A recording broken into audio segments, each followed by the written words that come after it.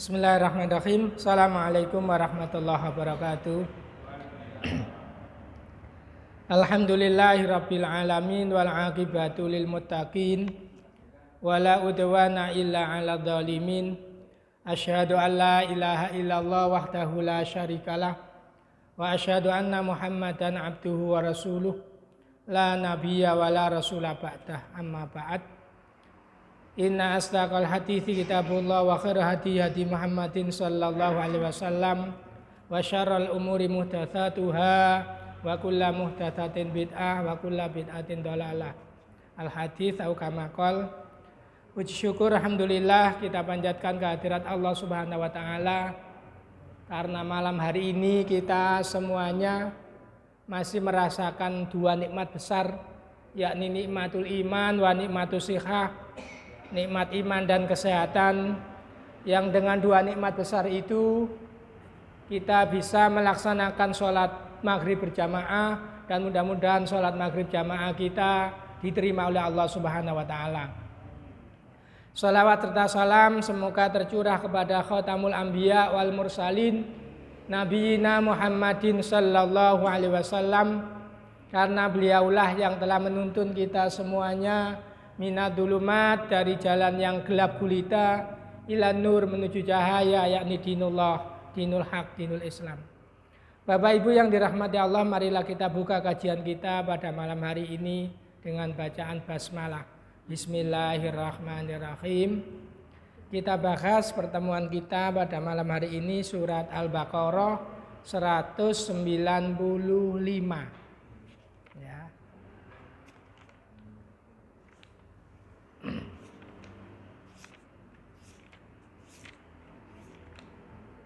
Yang sudah ketemu bisa dibaca.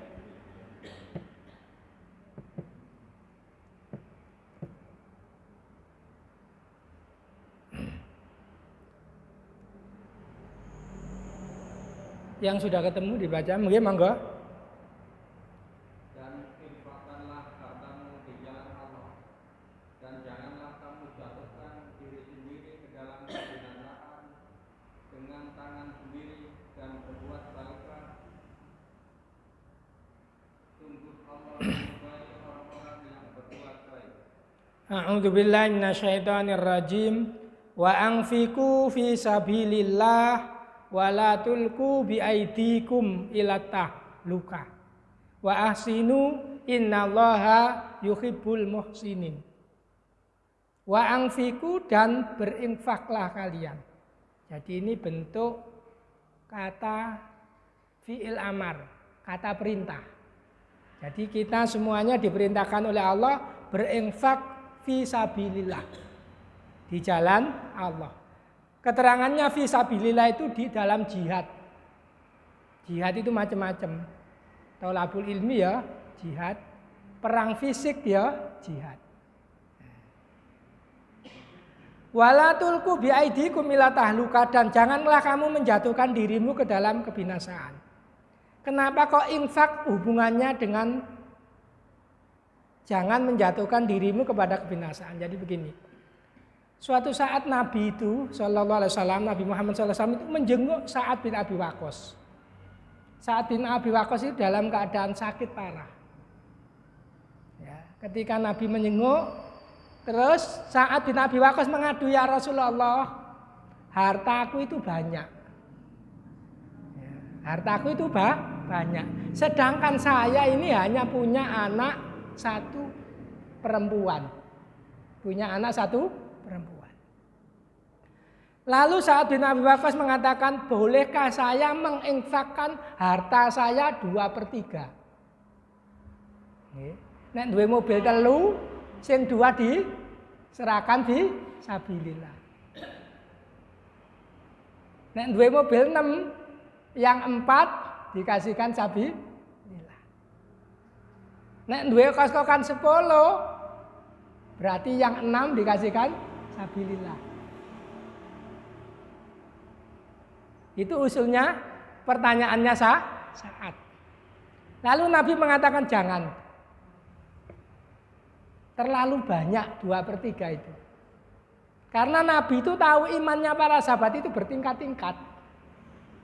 Kalau Abu Bakar menyerahkan hartanya semuanya diterima sama Nabi. Umar menyerahkan hartanya separuh diterima sama Nabi. Sa'ad bin Abi Waqqas enggak. Makanya di dalam Islam itu at-takalluf, tugas kewajiban itu semampunya. Nah, itu. Dalam tanda kutip semampunya itu tidak sembrono juga tidak pelit. Jadi tidak semuanya harta. Makanya kalau ada ustadz yang mengatakan kamu sedekah 1 motor dapat 2 motor, jangan dituruti. Ya. Kamu serahkan motor satu-satunya, tidak ada yang lain, nangis kamu nanti. Kamu serahkan rumahmu satu-satunya, kamu serahkan rumahmu 1 rumah, nanti dapat 2 rumah, belum tentu. Kan nanti yang disalahkan ustadznya, yang disalahkan Qurannya, padahal Quran itu mengajarkan begitu. Nah, itu. Jadi kemudian saat mengatakan yang kedua usul pernah, kalau 2/3 tidak boleh, separuh ya Rasul. Jangan terlalu banyak. Masih terlalu banyak separuh itu.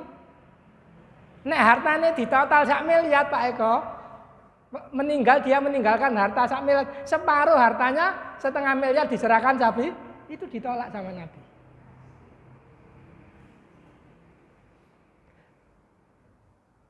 Kemudian 1/3 ya Rasul.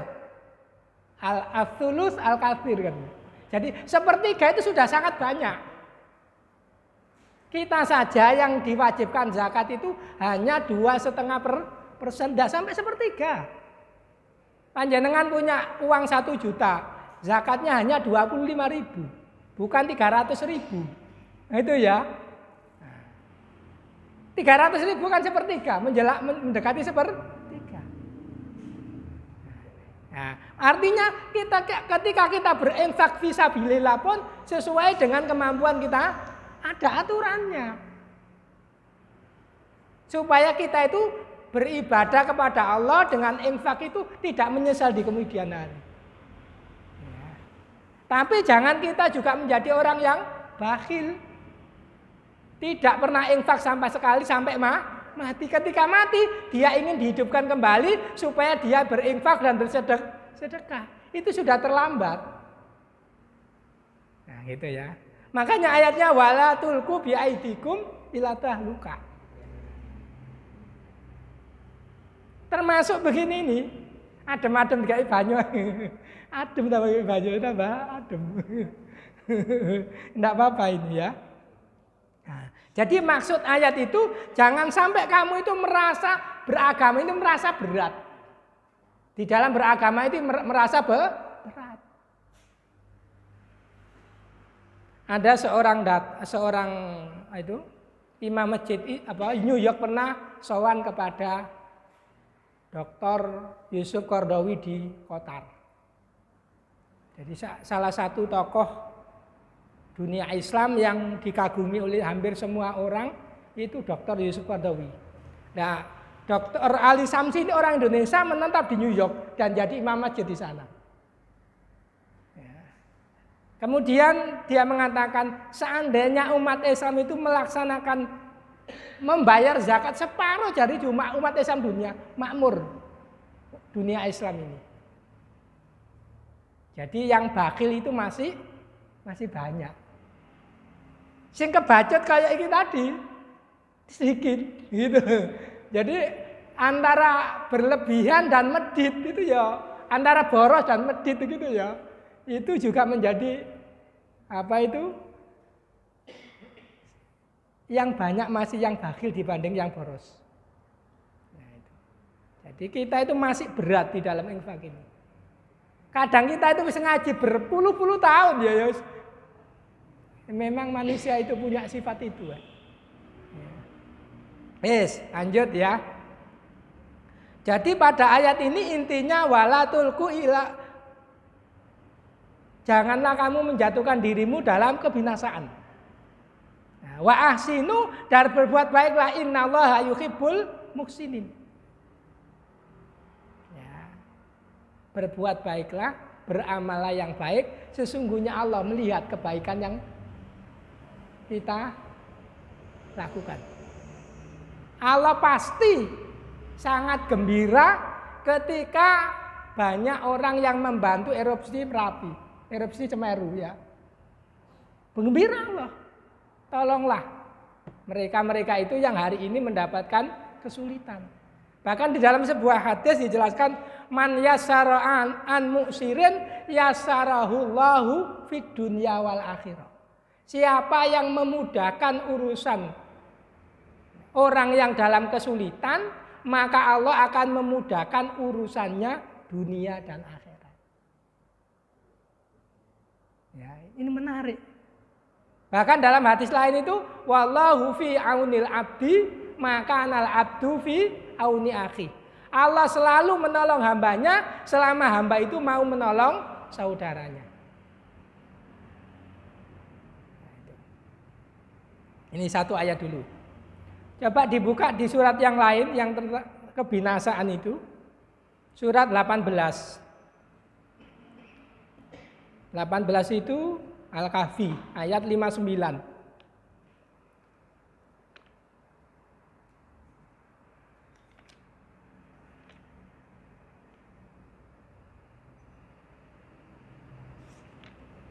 Yang sudah ketemu dibaca. 59 Al-Kahfi. Jangan dibaca. Penduduk negeri itu telah kami binasakan ketika mereka berbuat zalim dan telah kami tetapkan waktu tertentu bagi pembinasan mereka. A'udzubillahi minasyaitonirrajim. Wa tilkal qura, dan itulah sebuah negeri. Ahlaknahum, kami binasakan mereka. Kapan Allah binasakan itu? Lamma dolamu, pada saat mereka berbuat dolim.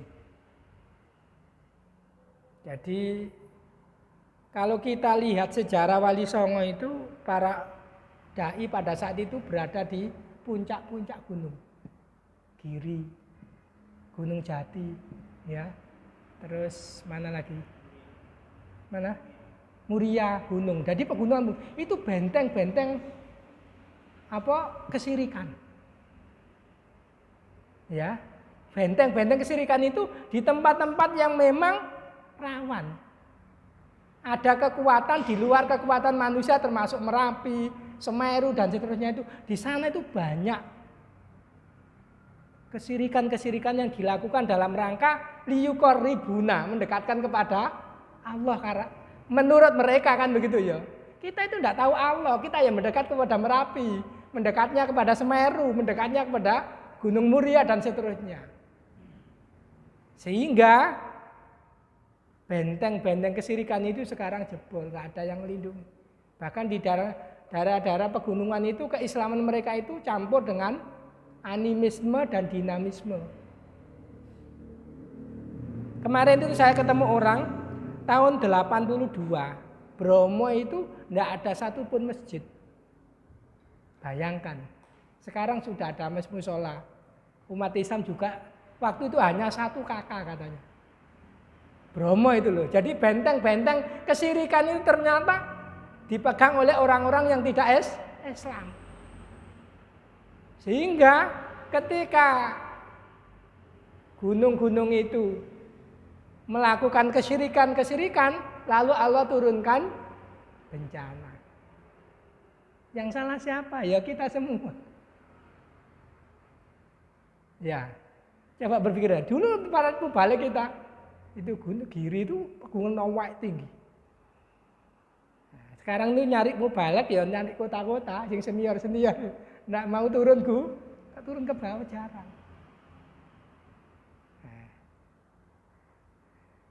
Lalu lanjutannya ayat wa ja'alna limahlikihim mau'ida, dan telah kami jadikan kerusakannya itu waktu yang sudah ditentukan.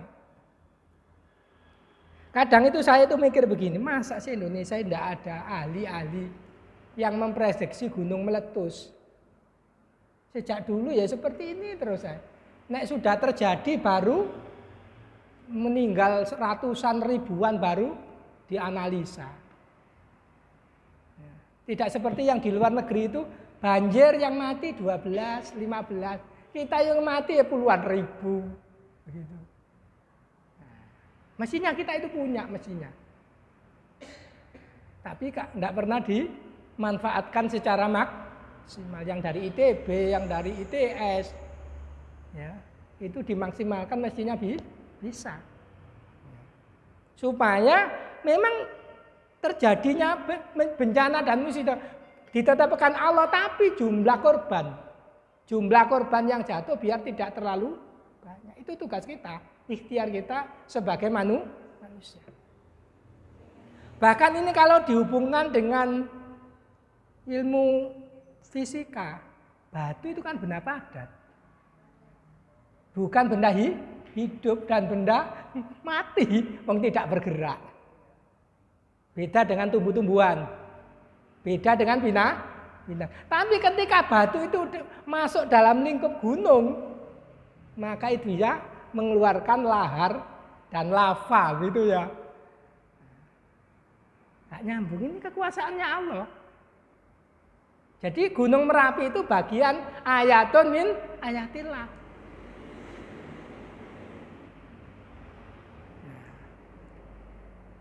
Jadi tidak hanya di pegunungan. Nah, jenengan masuk ke pasar, di atas 50% orang pasar itu jualan pakai dukun.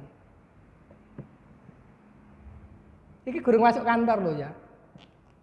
Alasannya mereka itu simpel, supaya saya tidak diganggu orang.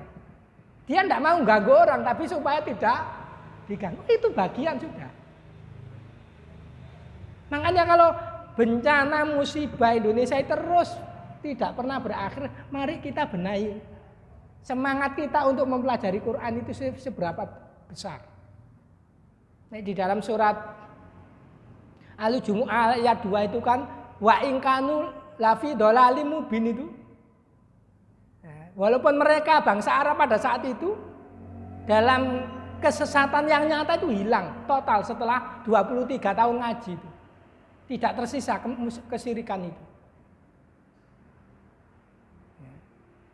Dan kalau kita lihat kesirikan itu sesungguhnya dimulai sejak Nabi wafat. Sejarah kesirikan itu. Dengan pernyataannya Sayyidina Abu Bakar, man kana ya'budu Muhammadan fa inna Muhammadan qad mata. Wa man kana ya'budullah fa innahu hayyun la yamut. Barang siapa yang menyembah Nabi Muhammad hari ini telah wafat. Nah, begitu ya. Jadi bibit-bibit orang mengkultuskan itu sejak Nabi tidak ada sudah muncul. Nah, lanjutannya pernyataannya Abu Bakar, waman kana ya'budullah, dan barang siapa yang menyembah Allah, fa innahu hayyun, maka sesungguhnya Allah itu zat yang maha hidup, layamu tidak pernah mati.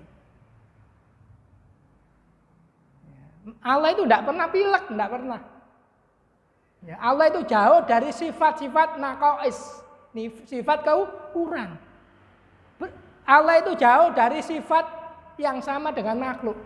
Allah itu mukhalafatul lil hawadis, berbeda dengan makhluk. Nah, dalam surat Al-Ikhlas itu walam yakul lahu kufuwan ahad, tidak ada yang setara dengan Allah di muka bumi ini. Wong Allah itu khalik, kita itu makhluk. Maka ketika kedoliman itu dianggap Allah sudah mencapai puncaknya, diturunkanlah azab, bencana dan musibah. Menarik ini. Makanya saya itu seneng nyun sewu ini, Mbak Khairul. Nek ada musibah begini saya itu rada enteng, tugas Ustaz Mubalik rada enteng. Nanti jangan tidak percaya sama datang ada musibah, tanya takmir masjid, jumlah pemasukan infak naik total. Uang wedi kalau urusan mati. Betul ini. Jadi ayat apa itu dalam surat Al-Munafiqun yang terakhir itu menjelang akhir itu, laula akhortani ila ajalin qarib fa asaddaqa wa aku minas, sebelum aku mati aku tak sedekahi, begitu. Itu dilaksanakan pada saat banyak musibah dan bencana. Engko nek wis gak ana bencana normal maneh, lali mana, lupa lagi hidup. Nah, itu. Nah, tapi pahalai para ustadz berkurang karena bencana. Kan enggak banyak tantangan, ringan bisa. Rada enteng lah. Betul ini. Saya itu merasakan. Ya. Karena ngajak orang itu tidak semudah ngajak benda mati. Manusia itu sama manusianya. Ya. Makanya para nabi, para rasul itu banyak ditentang. Karena nabi, rasul itu manusia biasa seperti panjenengan, seperti kita. Lah maunya umat itu nabi itu malaikat. Karena nabi ini malaikat tidak bisa ditiru. Ya, itu hikmahnya bahwa kita manusia itu diturunkan nabi dari manusia, rasul dari supaya bisa ditiru. Artinya ketika manusia itu nabinya mengajarkan puasa, umatnya ya puasa sama-sama manusia. Tapi kalau yang mengajak itu malaikat, ya bener ae malaikat kuat apa dhewe menungso ae. Alasane ono ae kok. Kan gitu. Jadi dalam surat Al-Kahfi ayat 59 ini bahwa penyebab datangnya bencana dan musibah itu adalah kesyirikan dan kezaliman. Dan itu kita rasakan. Ya. Dari jumlah total umat Islam yang rajin ke masjid tidak sampai 10%. Apa manis yang ngaji? Gak sampai 5% Mas Irul. Nah, betul ini coba kali itu nggak sendiri. Sekitar gini berapa kakak? Yang jamaah tidak sampai 20. Kan gitu ya. Ini real, kita bicara real. Bagaimana musibah tidak datang ke kondisi kita seperti ini? Kita ingin keberkahan Allah turun dari langit, keberkahan Allah turun dari. Memang kita sendiri tidak taat. Nah itu. Kemudian di surat 23. Surat Al-Mu'minun ayat 48.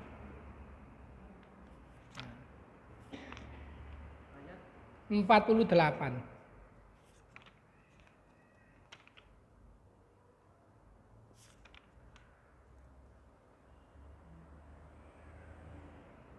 Yang sudah ketemu dibaca.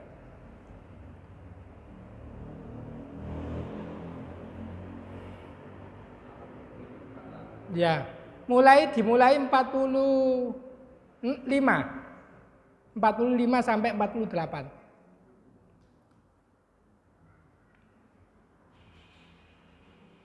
45. Kemudian kami utus Musa dan saudaranya Harun dengan membawa tanda-tanda kebesaran kami dan bukti yang nyata. Cukup dulu. Jadi, summa arsalna Musa. Kemudian kami utus kata Allah Musa Nabi Musa wa akhahu dan saudaranya Musa.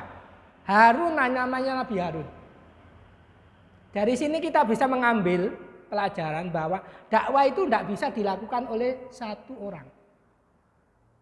Sampai buka sejarah Quran, sejak Nabi Nuh berdakwah hampir 1000 tahun itu hanya dapat tidak sampai 100 orang itu, kemudian Allah mengutus Nabi itu setelah Nabi Nuh itu dua.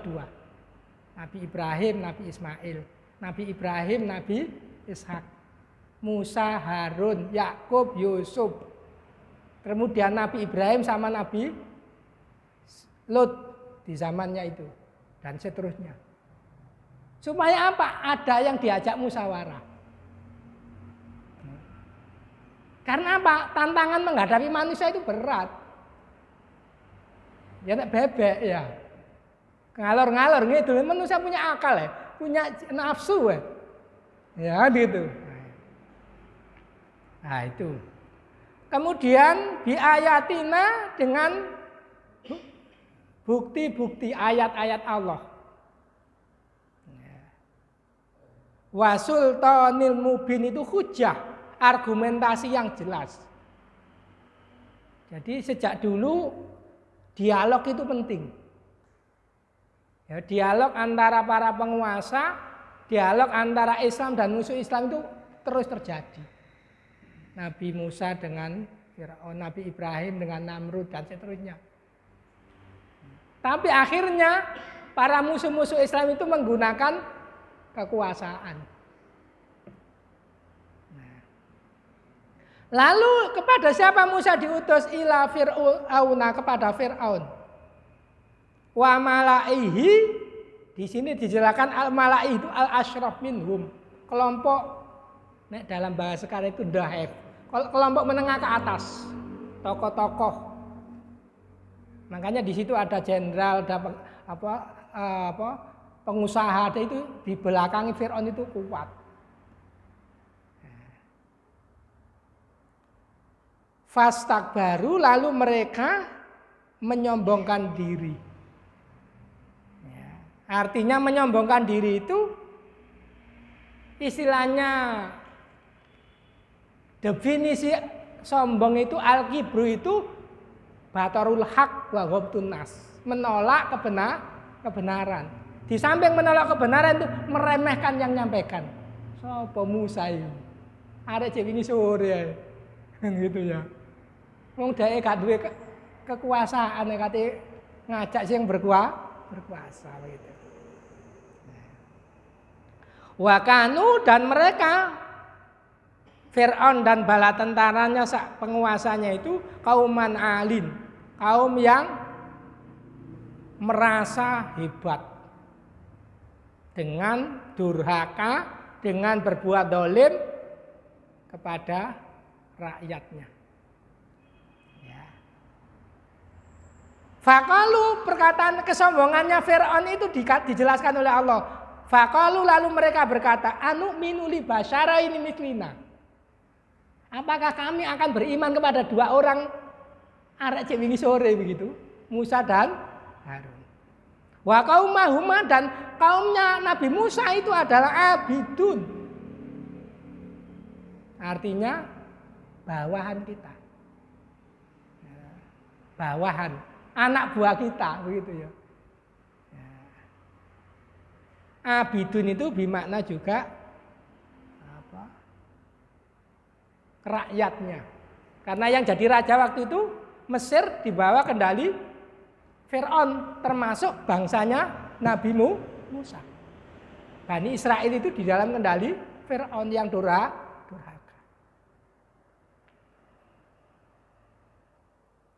Lalu karena sikap meremehkan Nabi Musa dan Harun tadi, fakadzabuhuma, lalu mereka mendustakan keduanya. Fakanu minal halikin, maka mereka termasuk orang yang dibinasakan Allah. Siapa yang menduga bahwa Fir'aun itu akan tenggelam? Tidak ada. Tidak ada sama sekali perhitungannya. Tidak ada demikian. Yang jelas dan pasti Nabi Musa dan beserta kaumnya itu terdesak di pinggir laut. Pasti, hitungan akal pasti kena bunuh semua itu. Tapi qadarullah, Allah perintahkan Nabi Musa untuk memukul tongkatnya, dipukullah ke laut itu, lalu laut itu terbelah menjadi jalan. Lewatlah Nabi Fir'aun nututi, pukulkan lagi, tenggelam. Jadi matinya Nabi, matinya Fir'aun itu tidak pernah sakit. Mulai cilik lahir sampai mati.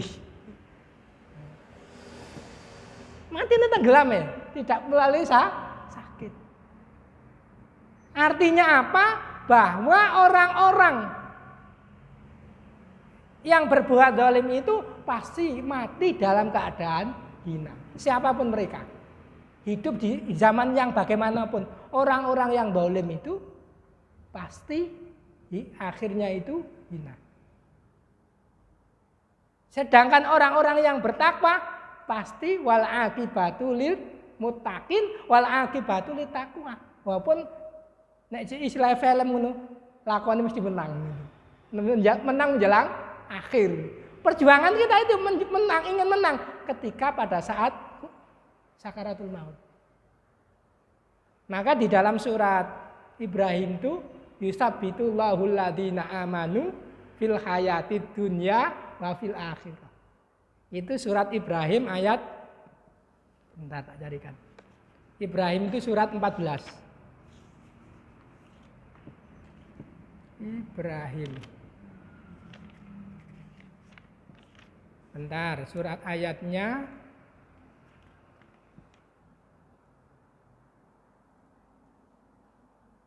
27. Ya, 27.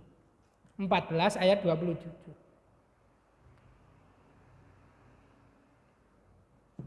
Sudah, monggo dibaca. Allah meneguhkan iman orang-orang yang benar dengan ucapan tersebut dalam kehidupan dunia dan di akhirat. Dan Allah menyesatkan orang-orang yang zalim dan memperbuat apa yang tidak terbukti. Yusabbitullahu, Allah meneguhkan alladzina amanu terhadap orang-orang beriman. Bil qauli sabit, dengan kalimat yang teguh. Kalimat yang teguh itu kalimat tauhid. Artinya orang yang mau meninggal itu siapapun mereka. Orang kaya kah, orang pejabat kah. Ya. Kalau dia di akhir hidupnya, ujung hidupnya itu mengucapkan kalimat tauhid, la ilaha illallah, pasti masuk surga. Kita kehilangan tokoh yang barusan itu, wali kota Bandung.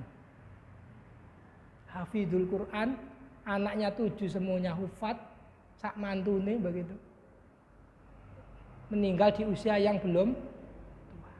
Tapi kenangannya sampai di FB begitu ya, yang awal karangan bunga itu 1 kilo lebih. Begitu kenangan baik. Ya. Itu ya Allah. Jadi kadang-kadang orang baik itu kadang-kadang umurnya panjang, kadang-kadang umurnya pendek. Syukur nek di akhir tahun itu ada hadis yang dalam kitab Jami'us Shaghir itu ayun nasi afdol. Qala Nabi mengatakan mantola umruhu wa hasuna amaluhu. Orang yang panjang umurnya dan baik amalnya itu orang yang tapi kadang-kadang orang baik itu umurnya ya gak panjang. Tapi kenangannya itu, kebaikannya itu melebihi umurnya. Jadi Allah berikan keteguhan kepada orang-orang beriman di dunia. Jadi dunia ini maknanya adalah menjelang nazak. Kemudian fil akhirah, di alam kubur sudah merasakan nikmatnya alam kubur yang begitu luas. Karena mereka orang soleh ini ditidurkan Allah seperti tidurnya kemanten baru. Bleksek, gak krungu blas, sampai dunia ini hancur kiamat gak krungu. Saking nyenyak itu tidur. Lanjutannya ayat wa yudhillullahu dzalimin, dan Allah menyesatkan orang-orang zalim. Maksudnya apa? Dia berkomentar ketika ditanya oleh malaikat Mungkar Nakir tentang Nabi Muhammad, Madaroita, aku tidak tahu siapa itu, aku ikut apa kata orang-orang aja lah begitu. Tidak ada di sana kata orang-orang itu nafsi-nafsi. Jangankan orang mau nolong kita, orang tua kita tidak bisa nolong kita, anak kita tidak bisa nolong kita. Ya nek perujian, sekolah bisa di dolekno cuntuan. Jadi Allah menyesatkan orang-orang dolim itu tidak bisa menjawab pertanyaan mungkar dan nakir. Wa yaf'alullahu ma yasha, dan Allah berbuat sesuai yang dikehendaki Allah. Oleh sebab itu ngaji ini sangat penting. Berkali-kali saya sampaikan bahwa kekuatan umat Islam ini di ngaji. Karena itu akan merubah pola pikirnya. Kalau pola pikirnya berubah, pasti amalnya akan berubah. Masih udan akan berangkat ke masjid. Selama dirinya saya banyak jalan menuju surga, bawa mantel, bawa payung, pasti berangkat. Karena dia berpikir satu kali jamaah hilang sama dengan kehilangan sholat 1 bulan. Luar biasa kita itu.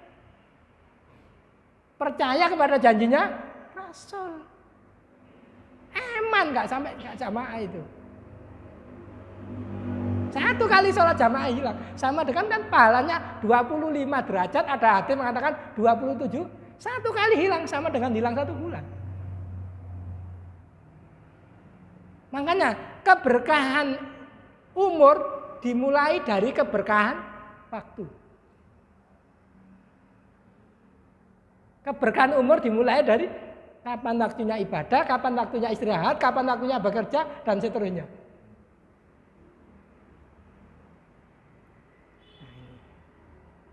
Supaya kita tidak binasa. Mungkin ini yang bisa kami sampaikan dalam pertemuan kajian malam hari ini. Mudah-mudahan ada guna dan manfaatnya. Kita tutup kajian kita pada malam hari ini dengan doa kafaratul majlis dan hamdalah. Subhanakallahumma bihamdik asyhadu an la ilaha illa anta astaghfiruka wa atubu ilaik. Alhamdulillahirabbil alamin. In shadaqa fa minallah wa in khata'a min nafsik. Jika ada yang benar datang dari Allah, kalau ada yang salah saya mohon maaf. Ihdinas siratal mustaqim. Wassalamualaikum warahmatullahi wabarakatuh.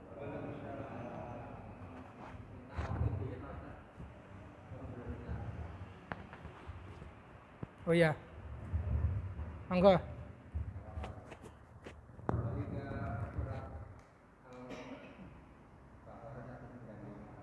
Iya.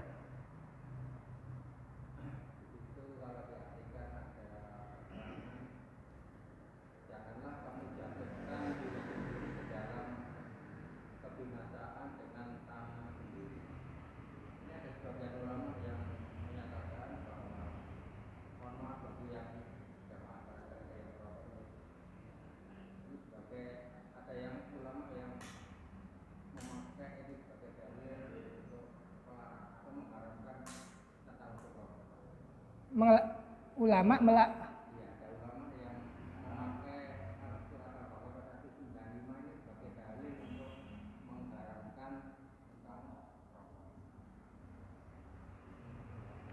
jadi begini, ada sebuah kaidah usul fikih al-hukmu yadurru ma'ilatihi. Jadi di dalam memutuskan sebuah hukum itu menurut sebabnya, ada ilatnya begitu ya. Ilatnya itu begini. Kalau dipandang ini dari tidak satu sudut ya. Jadi tidak kita bicara Islam itu tidak hanya sudut fikih antara makruh ahkamul khamsah itu saja. Dari unsur kesehatan, kemudian dari unsur ekonomi ya.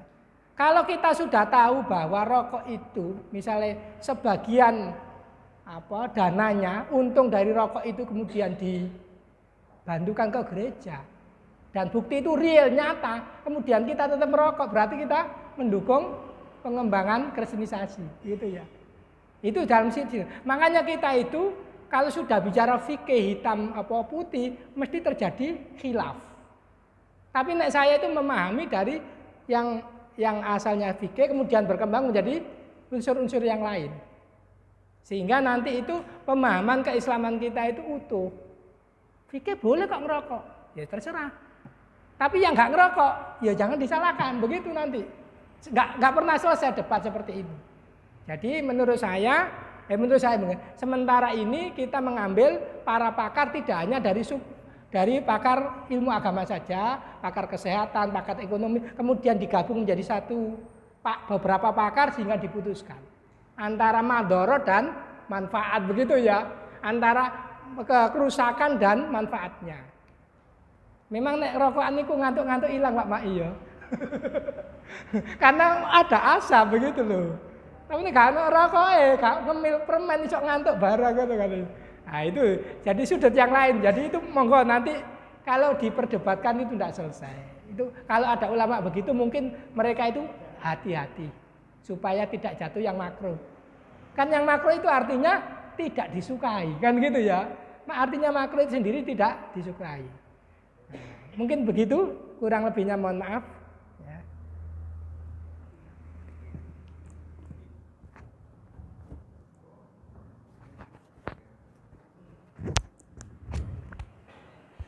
monggo nanti kalau ada dipotong direvisi.